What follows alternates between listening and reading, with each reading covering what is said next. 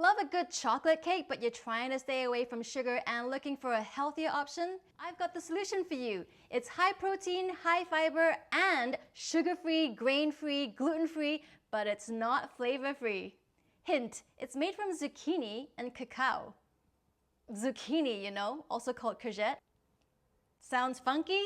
You don't even taste the zucchini in it, and wait till you taste this baby. Hi, and welcome back to my channel, and welcome to my kitchen. If we haven't met yet, I'm Jaime Tan at Enlightened Spoon. On this channel, you'll get nutrition tips and recipes just like today's, and other times you'll get yoga and meditation practices, all tools to help you stress less yet accomplish more. So hit that like button and consider subscribing if you want more like this.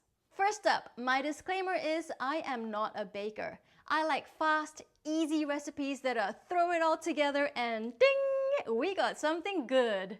This zucchini chocolate cake is more like a chocolate bread. I basically adapted my banana bread recipe to get this because it's fast and it's easy. I'll link to my banana bread recipe in the description below if you want that too. With something like this that's high protein, high fiber, and sugar-free, it makes a great breakfast or midday snack. So make it on the weekend, freeze half of it if you can't finish it all, and you can pop it in the toaster during the week for a fast, good weekday breakfast. It's much better than that crappy cereal or granola that you're eating that's usually high in sugar. Check this video out for what to eat when you're stressed and what makes a better breakfast alternative so you don't end up snacking throughout the day. I'm all about helping my clients with healthier food alternatives that are going to support their crazy, busy work days. And a recipe like this is just one of many ways. Why don't I give you the full recipe right now, and then I'll talk about each ingredient with any notes on why they're beneficial. So go ahead and take a screenshot of the recipe, and I'll also link to it on my blog in the description below if you want a text version of this recipe. First, let's start with turning on the oven to 175 degrees Celsius or 350 Fahrenheit. Then prep the baking pan. I like using baking paper to line it so it's easier to pop off and clean later.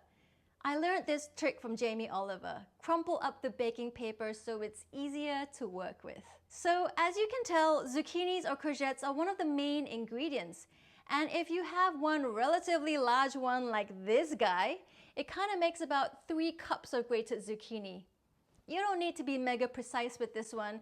If your zucchini is older and drier, you might need to add a little bit more olive oil later. As you can see, the majority of moisture in this recipe is coming from the zucchini. You don't even taste it when it's finished. So it's a great way of hiding veggies to feed the kids more. 3 eggs, adding to the protein content. If you're vegan, you can substitute this with a chia or flax egg. 1 tablespoon of chia or flax seeds plus 3 tablespoons of water. Wait for 5 to 10 minutes. That substitutes for 1 regular egg. 1/4 cup of olive oil. Again, depending on how dry or wet your zucchini is, you might need to add more or less olive oil later. 1/2 cup of cacao powder. Now, do note this is not cocoa powder. Cacao, spelled like this, C-A-C-A-O, can usually be found in your health food store or Whole Foods. It's the raw, pure form of the cacao bean where chocolate comes from, and it's not been mixed with anything else. Cocoa usually contains other ingredients like milk powder and sugar, and it's usually made to be a drinking chocolate. So definitely read the ingredients list and ensure you've got cacao, not cocoa. 1.5 cups of almond flour. This is basically ground up almonds. If you've got a mega blender like a Vitamix or Thermomix, you can grind raw almonds into almond flour. Only if you have a mega horsepower blender though, or you might destroy your blender blades. Otherwise, you'll find this in your health food store too. 1/2 cup of coconut flour. I love this combo of 3 parts almond flour to 1 part coconut flour to substitute regular wheat or white flours. It does make a much denser, compact flour than regular flour, but it's so much more nutritious for you. This instantly increases the protein profile of whatever you're making. 1/4 cup of good stevia. Now, let's pause and talk about regular stevia versus good stevia. Personally, I don't like regular stevia.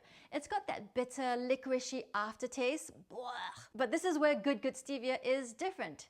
It's a blend of stevia and erythritol. I can never pronounce that, but it doesn't have that funky stevia bitter aftertaste. And this substitutes exactly 1-to-1 with regular sugar. It's really handy with swapping out recipes. 0 calories, non-blood sugar spiking, and if you're keto, going into ketogenesis, this is completely keto-friendly. If stevia and erythritol are not your thing, you can also use monk fruit as a natural, 0-calorie, non-blood sugar spiking substitute, or if you don't mind consuming natural sugars, there's raw honey or maple syrup too. They contain sugar and calories, but at least they're not highly processed. It's just weighing out what your intention is. Do you have a favorite non-sugar sweetener?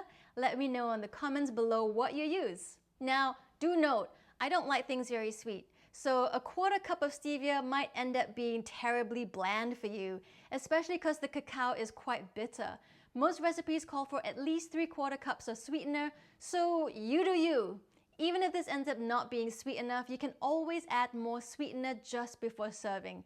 You know, add on a drizzle of syrup. It's always easy to add on more later, but you can't subtract. So I like starting with less and layering more later if needed. And then 1 teaspoon of baking soda and a pinch of salt. Optional ingredients you can use if you like a bit more crunch. You can chop walnuts, almonds, or cashews, or you can even add some cacao nibs in there for extra crunch and dark chocolate flavor. If you've got sugar-free chocolate chips, feel free to throw those in too. So basically, blend all the wet ingredients together and then the dry and mix it all up. Bake it for 50 minutes. When it's ready, let it cool in the pan for about 5 minutes. Then remove it from the pan, slice it up, and enjoy. Thanks for baking with me. If you enjoyed this video, do give it a like and subscribe. Hit that bell too, especially if you want to be notified when my next video drops. I've got a holiday gift guide for the burnt out, exhausted, creative person who could do with a little bit of nurturing, cozy vibes, even if that person might be you. If you enjoyed this video, you might want to get on my email list where I send out 5 mind and body tips every month. They're 5 good things to help you stress less yet accomplish more. I'll put that link in description below. Now that you've nailed breakfast, you might want to check out my morning ritual series for how to create better mornings to power up and start your day right so you flow through your busy life with more grace, ease, and flow. Subscribe to my channel and I'll see you in the next one.